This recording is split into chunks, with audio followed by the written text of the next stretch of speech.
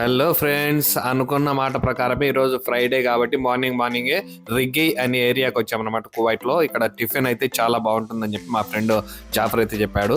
So ముగ్గురం, నేను, రవి భాయ్, జాఫర్ ముగ్గురం అయితే వచ్చేసాం అనమాట. ఫస్ట్ ఆర్డర్ పెట్టేసాము. ఒక ప్లేట్ ఇడ్లీ, 2 డబుల్ ఎగ్ దోశలు అయితే ఆర్డర్ పెట్టాము.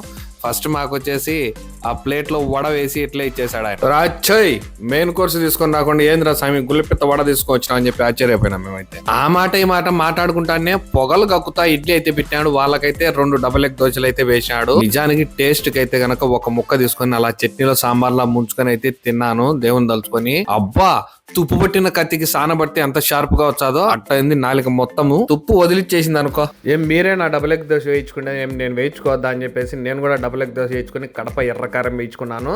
సపాయిగా తిన్నాము, కడుపు నిండుగా తిన్నాము, చాలా టేస్టీగా ఉంది. ఇంకా ఎవరైనా మన ఛానల్ని సబ్స్క్రైబ్ చేయకపోతే కనుక ఖచ్చితంగా సబ్స్క్రైబ్ చేసుకోండి. Thanks for watching.